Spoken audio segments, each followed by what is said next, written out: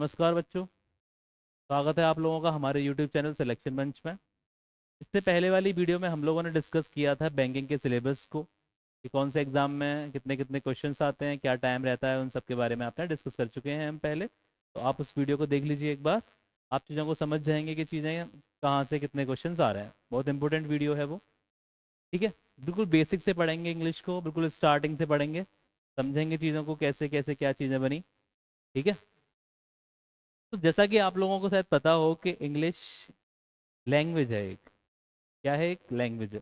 उसके बाद वो एक सब्जेक्ट है।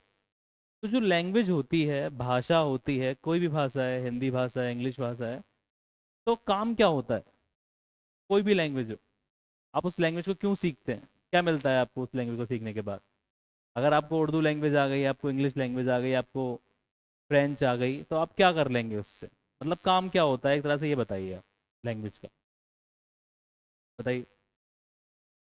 तो लैंग्वेज का काम क्या है? जैसे मान लीजिए कि सामने वाला बंदा है, उसे इंग्लिश आती है और आपको इंग्लिश नहीं आती है।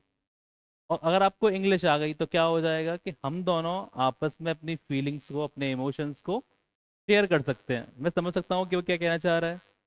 ठीक है, और जो मेरी फीलिंग्स है मैं उसे दिखा सकता हूँ। तो लैंग्वेज का काम क्या होता है? तो लैंग्वेज एक टूल्स की तरह काम करता है, या टूल की तरह काम करता है, या एक सोर्स की तरह काम करता है, जिससे आप क्या कर सकते हैं, अपनी फीलिंग्स को, अपने इमोशंस को उस आदमी को शेयर कर सकते हैं जो उस लैंग्वेज को जानता है। तो language is a source to express one's feelings, emotions and ideas etcetera.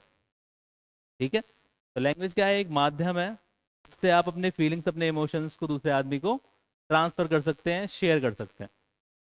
ठीक है, चलो समझ में आ गया, इतना कोई दिक्कत नहीं है। अब बताइए इसके बाद के लैंग्वेज है। अगर आप कोई लैंग्वेज स्टार्ट कर रहे हैं, सीख रहे हैं, तो कैसे सीखेंगे आप लैंग्वेज को? बताओ। अगर आपको कोई भी लैंग्वेज सीखनी है तो वो कैसे सीखेंगे आप? तो आप लोग बोलेंगे सर अल्फ़ाबेट से सीखेंगे या लेटर से सीखेंगे, यही सब बोलेंगे आप।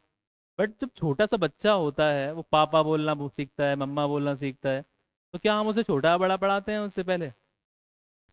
नहीं पढ़ाते। तो कैसे सीख जाता है वो चीज़ों को? तो सबसे पहला काम होता है किसी भी भाषा को सीखने का, उस भाषा को सुनना। क्या काम होता है? सुनना। जब तक आप भाषा को सुनेंगे नहीं, तब तक भाषा को आप नहीं बोल सकते। कोई भी वर्ड हो, जब तक वो आपके कानों में जाएगा नहीं, आप कैसे बोल सकते हैं उस वर्ड को? ठीक है, तो हर लैंग्वेज का टाइप होता है। सबसे पहले स्टार्ट किससे होती है? वो लिसन करने से, लिसनिंग से स्टार्टिंग किससे होती है? लिसनिंग। जब आप सुन लेते हैं तो आप उसे स्पीक भी कर सकते हैं, बोल भी सकते हैं। सबसे पहला काम लिसन करना, उसके बाद स्पीकिंग करना, then reading and then writing. कोई भी लैंग्वेज हो, चाहे वो इंग्लिश लैंग्वेज की बात करें, चाहे आप हिंदी लैंग्वेज की बात करें, चाहे उर्दू की बात करें, सबसे पहले वो स्टार्ट होती है सुनने से। उसके बाद उसे बोला जाता है, देन पढ़ा जाता है, एंड देन लिखा जाता है। ठीक है, कोई भी लैंग्वेज हो। ठीक, आगे बात करते हैं। तो हर लैंग्वेज को लिखने के लिए एक वर्ड का यूज़ किया जाता है जिसे आप बोलते हैं स्क्रिप्ट। हर भाषा की एक स्क्रिप्ट होती है। इस स्क्रिप्ट को हिंदी में बोला जाता है लिपि।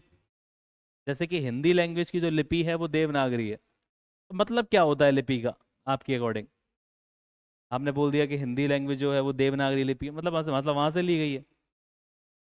मतलब वहां से क्या कॉपी किया उन्होंने कि वहां की लिपि यूज कर लिया यहाँ पर? मतलब क्या लिपि का मतलब क्या है? तो लिपि का मतलब समझिए जरा। कोई वर्ड लिखा हुआ है, जैसे यही वर्ड देख लीजिए आप, NOUN। जब आपने इस वर्ड को लिखा होगा तो ऐसे लिखा होगा, आपने लिखा होगा। और जब आपने इस वर्ड को पढ़ा होगा तब कैसे पढ़ा होगा? ऐसे ही पढ़ा होगा, नाउन पढ़ा होगा, न्यूऑन नहीं पढ़ा होगा। नहीं पढ़ा ना? आपने इस वर्ड को लेफ्ट से राइट पढ़ा और लिखा भी लेफ्ट से राइट। क्यों पढ़ा? क्योंकि हमें पता है कि इंग्लिश की जो लिपि है वो यही है, उसे हमेशा लेफ्ट से राइट पढ़ा जाता है और लिखा भी लेफ्ट से राइट जाता है। इसे ही बोला जाता है लिपि। लिपि का मतलब होता है writing style of a language. Language को जो लिखने का तरीका है उसे ही क्या बोला जाता है? स्क्रिप्ट। तो याद रखना, स्क्रिप्ट का मतलब लिपि, और लिपि क्या होता है? Writing style of a language. किसी भी लैंग्वेज को लिखने का जो तरीका होता है उसे क्या बोला जाता है? लिपि। ठीक है। अच्छा, अब इससे पहले हमने बात नहीं करी है, डायरेक्ट दे दिया है इन लोगों ने, छोड़िए। तो हर लैंग्वेज में क्या होते हैं, इसके बाद आते हैं आपके अल्फाबेट्स। क्या आते हैं आपके?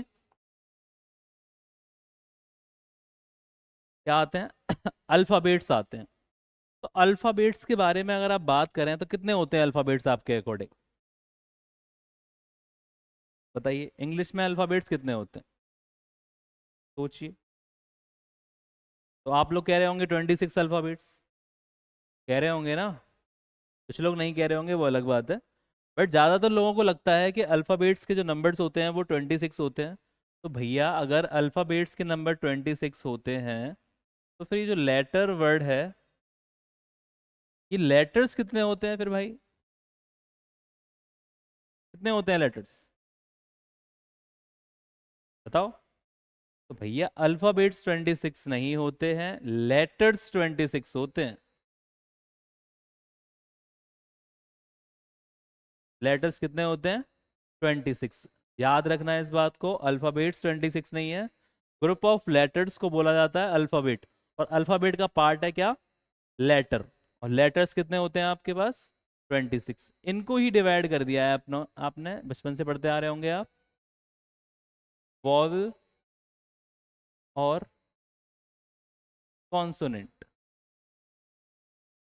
वॉवल्स और कॉन्सोनेंट। कितने होते हैं वॉवल्स? कॉन्सोनेंट 21, सबको पता है। कौन से होते हैं? ए, आई। ऐसे अगर इसके बारे में बात करें आप, बी, सी, डी, ये सारे क्या होते हैं आपके? कॉन्सोनेंट। देखो, 5 वॉवल्स हो गए, कॉन्सोनेंट 21 हो गए, सबको पता है, बहुत कॉमन बात हो गई है। तो बट आप मुझे बताइए, इस वॉवल को हिंदी में बोला जाता है स्वर। क्या बोला जाता है? स्वर बोला जाता है। और जो कॉन्सोनेंट है इसे बोला जाता है व्यंजन। तो ये जो दो कैटेगरीज में डिवाइड करा है इसको, वॉवल और कॉन्सोनेंट की कैटेगरीज में, क्यों डिवाइड करा भैया? स्वर काम मतलब एक तरह से जो स्वर वॉवल्स होते हैं ये वर्क क्या करते हैं एक वर्ड के अंदर? ये तो पता है ना आप लोग, जब कोई वर्ड बनेगा तो उसके लिए वॉवल चाहिए होगा, कॉन्सोनेंट चाहिए होगा, चाहिए होगा। तो जो वॉवल है वो काम क्या कर रहा है ये बताओ, क्या वर्क कर रहा है उसमें? अलग कैटेगरी क्यों दी गई है भाई इसे फिर? हिंदी में छोटा बड़ा से अंग तक जो वर्ड होते हैं उन्हें बोल दिया जाता है स्वर, क्यों बोला जाता है उन्हीं को भाई? कुछ वर्क होता होगा ना, वर्क डिवाइड किया होगा उन्होंने अपना अलग अलग। तो बताओ क्या वर्क होता है? जैसे देखिए, आपने कहीं वर्ड लिखा प, तो आपने इसके लिए इंग्लिश में यूज कर लिया ये, कर लिया भैया। जब आपने ये लगाया तो यहाँ पे आपने क्या लगा दिया? ए लगा दिया। ये भी क्या था? एक वॉवल था, जिसे आपकी भाषा में बोला जाता है स्वर। और ए को भी आपने क्या बोल दिया? वॉवल। अगर मैं इसे ऐसे कर दूं, ऐसे कर दूं, या ऐसे कर दूं, तो ये सब जो आप लगा रहे हैं ये सारे की सारी क्या है? स्वर लगा रहे हैं सारे के सारे आप।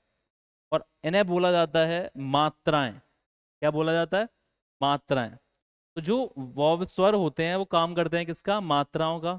ऐसे ही इंग्लिश में जो वॉवल्स होते हैं वो भी क्या करते हैं? काम करते हैं मात्राओं को। और मात्राओं का इंग्लिश में बोला जाता है सिलेबल। क्या बोला जाता है? सिलेबल। तो याद रखना, जो वॉवल्स होते हैं उनका काम होता है क्या करना? मात्राएं लगाना, सिलेबल्स लगाना। क्या करना? मात्राएं लगाना, सिलेबल्स लगाना। ठीक है।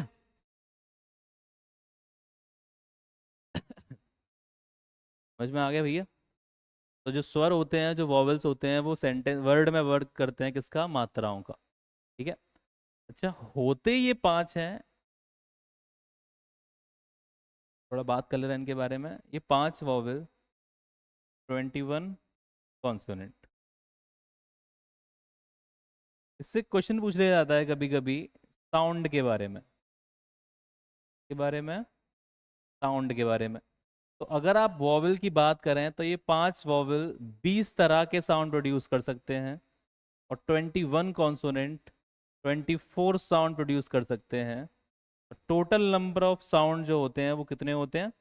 44। ये बात याद रखना, 5 वॉवल 20 तरह के साउंड कर सकते हैं produce, and 21 consonant 24 sound produce कर सकते हैं।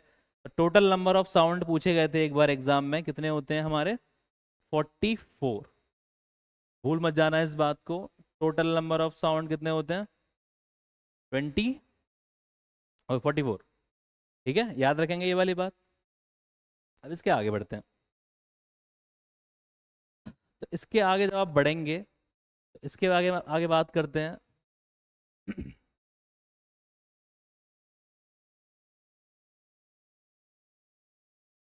अब देखो, इस वर्ड को आपने एक वर्ड लिखा वॉवेल। अच्छा, इसका भी एक रीजन है कि इस वर्ड को वॉवेल ही क्यों बोला गया भैया, कुछ और क्यों नहीं बोला गया? वॉवेल ही क्यों बोला गया इस वर्ड को, क्या रीजन रहा होगा? सोचिए। तो देखो, जब आप किसी वर्ड को प्रोनाउंस करते हैं, बोलते हैं, तो आप 4 चीज़ों की मदद लेते हैं। कौन सी चीज़ें होती हैं? तो पहली चीज़ होती है आपकी lips, teeth, tongue and vocal cord. 4 चीज़ें होती हैं जो आपके बोलने में मदद करती हैं। कुछ वर्डों को केवल आप टीथ से ही बोल सकते हैं, कुछ वर्डों को आप केवल लिप्स से ही बोल सकते हैं, कुछ वर्ड्स को केवल आप टंग से ही बोल सकते हैं, और कुछ वर्ड्स को केवल आप वोकल कॉर्ड से ही बोल सकते हैं। ठीक है? जैसे मम्मा वर्ड है या पापा वर्ड है, अगर आपके लिप्स ना हो तो आप इन वर्डों को प्रोनाउंस नहीं कर सकते। चेक कर लो एक बार, चेक करो, क्या आप पापा बोल पा रहे हो बिना लिप्सों के? नहीं बोल पा रहे ना। ऐसे ही वॉवल्स का सीन है। वॉवल्स क्या होते हैं? ऐसे वर्ड्स जो प्रोनाउंस किए जाते हैं किसके द्वारा? वोकल कॉर्ड के द्वारा। उन्हें ही क्या बोला जाता है? वॉवल्स। वर्ड्स जो प्रोनाउंस किए जाते हैं वोकल कॉर्ड से, उन्हें ही क्या बोला जाता है? वॉवल्स बोला जाता है। ठीक है, अब आगे बढ़ते हैं। आगे बढ़ेंगे आप। तो आगे हम बात करेंगे किसके बारे में? वर्ड के बारे में। के बारे में? वर्ड के बारे में। तो वर्ड क्या होता है भैया? Meaningful unit of letters. क्या होती है मीनिंगफुल यूनिट ऑफ लेटर्स? मतलब अक्षरों का ऐसा समूह जिसका कोई अपने आप में क्या हो? मीनिंग हो, उसे ही क्या बोला जाता है? वर्ड बोला जाता है। एक बात और याद रखना, बहुत से लोग बोलते हैं कि वर्ड की डेफिनेशन होती है ग्रुप ऑफ लेटर्स। तो ऐसे नहीं बोल सकते आप ग्रुप ऑफ लेटर्स। तो भाई ग्रुप ऑफ लेटर्स तो कुछ भी मैं बोल दूं, क्या ये वर्ड बन गया एक? नहीं बना ना। इसका मतलब क्या है कि उसका मतलब भी होना चाहिए, तभी वो क्या बनेगा? एक वर्ड बनेगा। तो मीनिंगफुल यूनिट ऑफ लेटर्स। ठीक है, मीनिंगफुल यूनिट ऑफ लेटर्स को क्या बोला जाता है? वर्ड बोला जाता है। अब इस वर्ड को ही हमने डिवाइड कर दिया किसमें? पार्ट्स ऑफ स्पीच में। तो कितने पार्ट्स ऑफ स्पीच होते हैं आपके पास? 8। कितने होते हैं? 8। पहले 9 हुआ करते थे, आर्टिकल भी था parts of speech, but article अब पार्ट्स ऑफ स्पीच नहीं है। क्यों नहीं है भैया, इसका क्या रीजन है, बताना जरा आप लोग। सोचो, आर्टिकल पार्ट्स ऑफ स्पीच क्यों नहीं है? पहले तो था, अब क्या दिक्कत हो गई उसमें बताओ। तो आर्टिकल के पार्ट्स ऑफ स्पीच ना होने का रीजन मैं बताऊंगा आपको अगली क्लास में, जब पढ़ाऊंगा आपको आर्टिकल। ठीक है, अभी बस समझ लो कि पार्ट्स ऑफ स्पीच के बारे में। पार्ट्स ऑफ स्पीच आपके 8 होते हैं। पहला है noun, pronoun, adjective, verb, adverb, preposition, conjunction और इंटरजेक्शन। इनके बारे में आपको डीपली डिस्क्राइब करेंगे जब हम चैप्टर्स पढ़ेंगे, अलग अलग नाउन के बारे में, प्रोनाउन के बारे में, एडजेक्टिव के बारे में। अभी बस थोड़ा सा आपके लिए नॉलेज के लिए बता दे रहा हूँ क्या होता है। नाउन के बारे में आपने पढ़ा ही होगा, noun is the name of person, place और थिंग। तो आप ऐसे समझ लीजिए, नाउन क्या होता है? किसी का भी नाम। इसे आप बोल सकते हैं क्या? Naming word. क्या बोल सकते हैं? Naming word. दूसरा, अगर आप प्रोनाउन की बात करें, तो प्रोनाउन क्या है? बार बार हमें नाउन का यूज ना करना पड़े तो हमने क्या यूज कर लिया? प्रोनाउन। तो ये कहाँ पर यूज होता है? Place of noun. ऐसे वर्ड जो नाउन की जगह पर यूज किए जाते हैं उन्हें क्या बोल दिया जाता है? प्रोनाउन। अगले वर्ड के बारे में बात करें आप, एडजेक्टिव। तो एडजेक्टिव क्वालिफाई करता है किसे? नाउन ऑफ प्रोनाउन को। क्वालिटी नहीं, क्वालिफाई। याद रखना है इस बात को। ऐसे वर्ड जो क्वालिफाई करते हैं नाउन और प्रोनाउन को, उन्हें क्या बोला जाता है? एडजेक्टिव। वर्ब हिंदी में बोलते हैं इसे क्रिया, और क्रिया का मतलब होता है एक्शन। तो जो भी वर्ड एक्शन शो करेगा वो क्या होगा, वर्ब। अब देखो एडवर्ब में लिखा ही हुआ है कि वर्ब को क्वालिफाई करेगा, भैया वर्ब का नाम दे रखा है तो। और एडी मतलब एडजेक्टिव का नाम दे रखा है तो एडजेक्टिव को क्वालिफाई करेगा। इसकी अलग कैटेगरी है वैसे तो, देखो वर्ब को क्वालिफाई करता है, एडजेक्टिव को भी क्वालिफाई करता है, और खुद को भी क्वालिफाई कर देता है ये वर्ड। इसके बारे में डीपली पढ़ेंगे बाद में। अगला वर्ड है प्रेपोजिशन। अगर नाम के अकॉर्डिंग आप इसकी जानेंगे डेफिनेशन, तो इसका मतलब है ऐसे वर्ड्स, प्रे का मतलब होता है पहले, और पोजीशन का मतलब समझते हैं स्थिति। ऐसे वर्ड्स जो नाउन से पहले यूज किए जाएंगे और क्या शो करेंगे, उसकी पोजीशन को, उन्हें क्या बोल दिया जाएगा, प्रेपोजिशन बोल दिया जाएगा भैया। ठीक है। अगले के बारे में बात करें आप, कंजंक्शन। ये देखो जरा, कंजंक्शन इंपोर्टेंट है। तो दो वर्डों से मिलके बना है ये, कन और जंक्शन। कन का मतलब होता है टुगेदर, कनेक्ट करना, टुगेदर साथ में। ठीक है। और अगला वर्ड लिखा हुआ है जंक्शन। तो जंक्शन मीन्स होता है ज्वाइन करना। क्या मतलब होता है इसका, ज्वाइन करना। तो conjunction is called joining word. कोई भी वर्ड जो जोड़ रहा होगा दो चीजों को, दो से ज्यादा चीजों को, उन्हें क्या बोल दिया जाएगा आपकी नजर में, कंजंक्शन। क्लियर। इंटरजेक्शन, ये फीलिंग्स और इमोशंस होते हैं जो सडनली माइंड में आते हैं, जैसे आप एक्सक्लेमेटरी में पढ़ेंगे आप कुछ वर्डों को, वहीं से क्या है ये, इंटरजेक्शन। ठीक है। आई होप आप लोगों को वीडियो अच्छी लगी हो। अगर आपको वीडियो अच्छी लगी हो तो लाइक कर लेना, और चैनल को सब्सक्राइब कर लेना ऐसे अपकमिंग वीडियोस के लिए। Thank you.